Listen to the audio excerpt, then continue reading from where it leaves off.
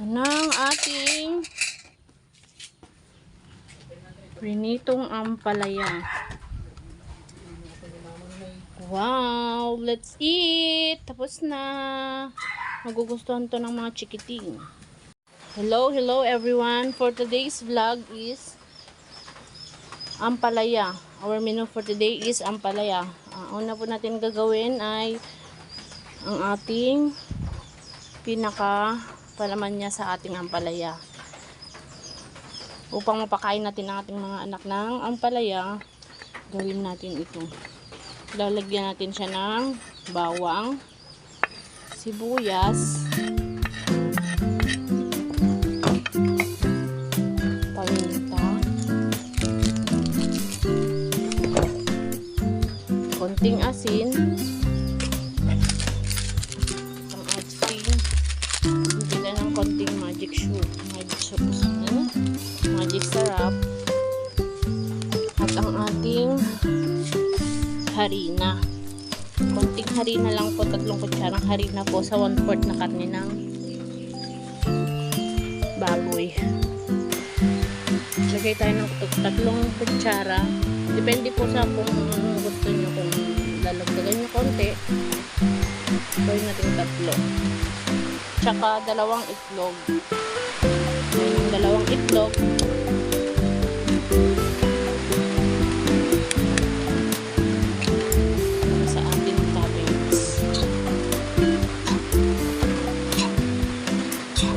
mapakain yung mga chikiting nyo ng ampalaya. Ito ang gawin natin.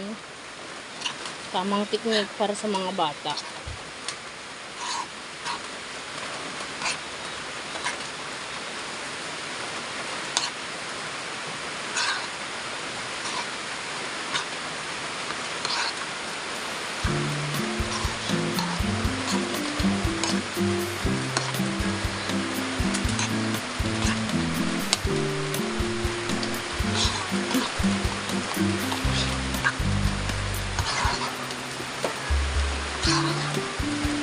Dali lang naman po itong lutuin. At kung bago pa lang po kayo sa aming channel, please subscribe our channel, Lalaine Junyo. Sana po supportan niyo po ang aming channel. Don't forget to subscribe and click the notification bell below. Tapos set aside po natin yung ating pinakakarne, and then ang ating ampalaya naman ang ating isusunod. Sunod yung ating ampalaya. Lilinisan na lang po natin siya ng buto. Pag nag-13 po siya natin siya ng ganito, yung konting ano lang po, medyo may kakapalan konti, para hindi po yung ilalagay natin karne.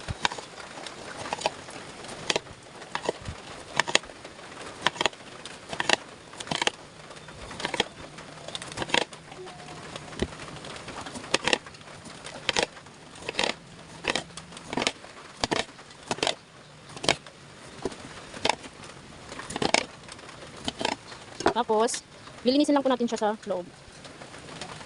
Linisan lang po natin yung bandang loob niya. Tanggalin lang po natin yung mga buto-buto tsaka yung konting ano niya para sa ating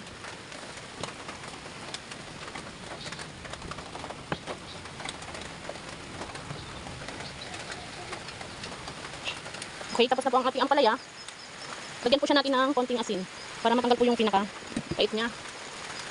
Technique po kasi yan para hindi mapait ang ampalaya. Una po, bago nyo po lutuin, budburin nyo po muna siya ng asin. Saka natin siya kukugasan. Make sure lang po na maanuhan siya ng asin para matanggal po yung pait-pait niya. Kasi medyo, yung iba po kasi ang ampalaya niya medyo may kapaitan kaya minsan hindi nagugustuhan ng mga bata. Kaya ang ginagawa po namin is binubudburan po namin ng asin tsaka namin hukugasan. At pwede na ang ating ampalaya na ibabad ko na siya ng 10 minutes sa asin para matanggal yung kanyang pait-pait. Ito naman ay ang ating pagpiprito. Okay, simulan na natin ang ating pagpiprito.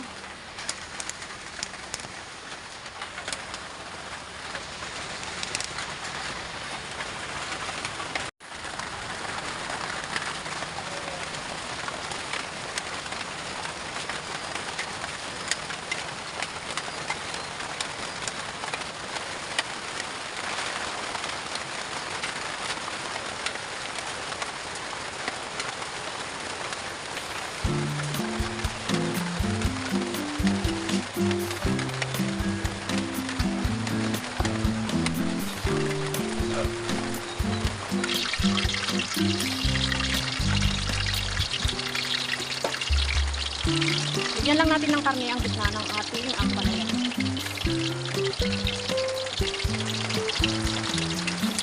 Ayan, ganong proseso din.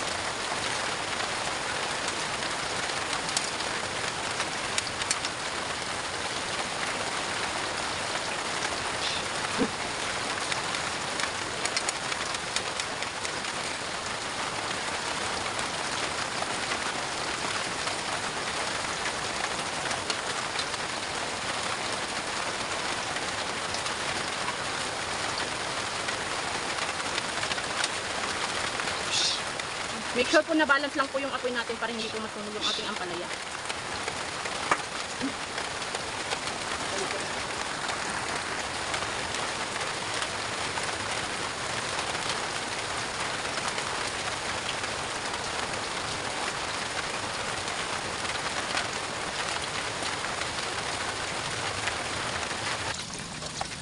Ulitin lang po natin yung unang proseso natin.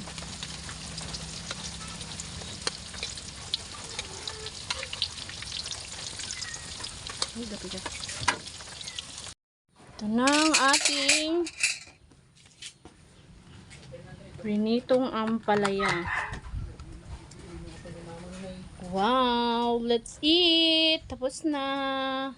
Magugustuhan to ng mga chikiting.